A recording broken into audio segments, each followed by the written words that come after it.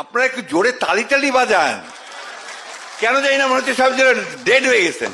জোরে, আরো জোরে। হ্যাঁ, স্পিরিট নিয়ে আসেন। আমার বয়স এখন ৭৮, আপনাদের চাইতে আমি অনেক বেশি স্পিরিটেড। Please, thank you. আমাদের নেতা খুব শিগগিরই আমাদের মাঝে আসবেন।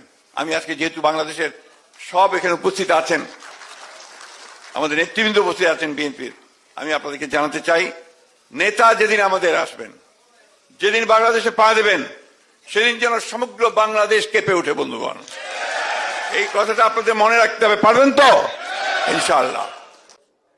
গণতন্ত্রের মা, গণতন্ত্রের প্রতীক দেশনেত্রী বেগম খালেদা জিয়া, যিনি মুমূর্ষু অবস্থায় চিকিৎসাধীন রয়েছেন রাজধানীর এভারকেয়ার হাসপাতালে, আমাদের সেই সকল আন্দোলন সংগ্রামের প্রেরণা দেশনেত্রী বেগম খালেদা জিয়ার আশু সুস্থতা কামনা করছি। আজকে অত্যন্ত ভারাক্রান্ত হৃদয়ে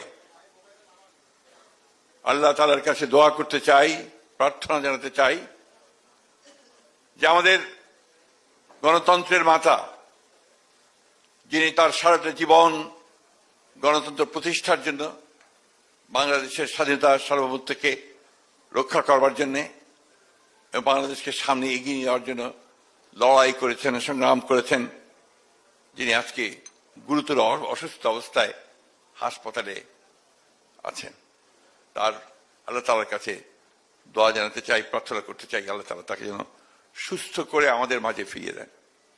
আমি একটা জিনিসের অভাব আজকে খুব লক্ষ্য করছি। আমি আপনাদের মধ্যে স্বতঃস্ফূর্ততার খুব অভাব দেখছি। কিছু মনে করবেন না, সবাই কেমন যেন বকডাউন হয়ে আছেন নির্বাচন নিয়ে বোধহয়।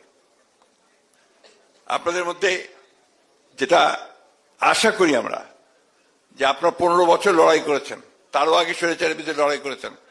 আজকে এই লড়াইটা কিন্তু সবচেয়ে গুরুত্বপূর্ণ লড়াই। এই লড়াই সবচেয়ে কঠিন লড়াই, যে কথা আমার নেতাও বলেছেন। এই লড়াই আজকে আপনাকে পেছনের একটা